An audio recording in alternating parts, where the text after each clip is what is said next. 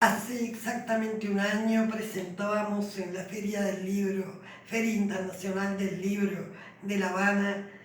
la reedición del libro Bacardí, La Guerra Oculta.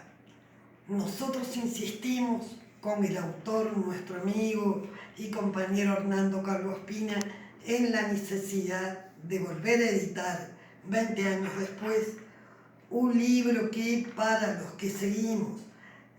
la política de Cuba y de Estados Unidos y somos solidarios con la Revolución Cubana, es un libro de alguna manera imprescindible. Hace 20 años, nuestro amigo Carlos Pina, investigador, escritor y periodista colombiano radicado en Francia, ponía al desnudo los intersticios de una empresa aparentemente con fines económicos nada más, una gran empresa llamada Bacardí. Bacardí, que nos remitía a la empresa Bacardí, en primer lugar española, luego cubana, instalada en Santiago de Cuba, y que al comienzo de la revolución ya se traslada para Bahamas, producía también el ron en Puerto Rico para estar más cerca de esos clientes estadounidenses, y por supuesto toma cartas contra la revolución cubana. Una empresa que representaba de alguna manera la burguesía nacional y los intereses neocoloniales de Estados Unidos. Pero esta empresa no quedó ahí, no fue solamente una empresa. Esta empresa tiene un rol sumamente importante en lo que fue todo el proceso que sigue a la caída de la Unión Soviética y el bloque del Este, y lo que es y fue la Fundación Nacional Cubano-Americana. Una Fundación Nacional Cubano-Americana que era en realidad el brazo político de la CIA y que tuvo un rol sumamente importante y sumamente grave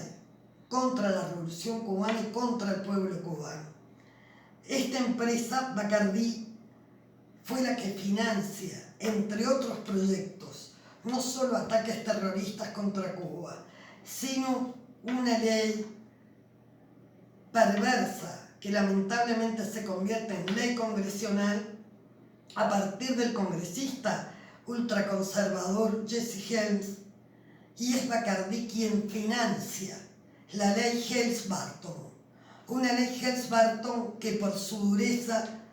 cada año las distintas administraciones de Estados Unidos iban postergando uno de sus títulos, uno de los más agresivos, el título 3, hasta que llega la administración de Donald Trump, la perversa y odiosa administración de Donald Trump, que desde su comienzo, desde su inicio, proyectó la destrucción de la Revolución Cubana, la asfixia económica de la Revolución Cubana. Y esa asfixia económica de la Revolución Cubana se puso en práctica a través del título 3 y 4 de esta ley terrible, nefasta, extraterritorial, ilegal, que socava todas las posibilidades de desarrollo de comercio internacional de Cuba. Y esta empresa fue la que la financió. Carlos Pina, 20 años antes, la desnudaba, la desmenuzaba, exponía quiénes eran sus protagonistas. Hoy algunos han fallecido, la Fundación Nacional Cubano-Americana ha cambiado su nombre, siguen otros. Bien, pero lo que sigue en pie es Bacardí. Y sigue en pie Bacardí como ese brazo que está detrás financiando cada acción que intenta estrangular a esta revolución que sigue en pie y sigue resistiendo. Y es un libro que necesitamos que sea conocido, necesitamos que sea leído, para que puedan defender mejor, para que podamos enterarnos qué hay detrás de cada uno de ellos cuando aparecen justamente estas subvenciones y cuando se financia a mercenarios como han aparecido dentro de Cuba a través del mal llamado movimiento San Isidro, que no es movimiento ni es nada, pero quisieron tocar, quisieron afectar lo que es la cultura, el alma de la nación cubana. Son mercenarios pagados y el dinero viene de ahí, viene de empresas como esta, de Bacardí,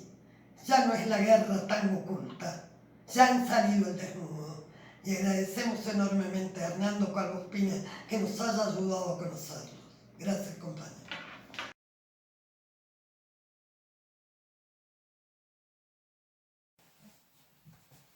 Hace 20 años, el periodista e investigador colombiano Hernando Calvo Espina escribió el libro Ron Bacardí, La guerra oculta, para denunciar el papel clave que esta multinacional tenía en la política estadounidense de agresión a Cuba. Hace 20 años, el profesor y sociólogo James Petras destacaba desde las páginas de este mismo libro, en el prólogo, la relación de las multinacionales con las políticas imperialistas y la utilización instrumental por el Estado de esas mismas empresas privadas para servir al terrorismo dirigido por el mismo Estado.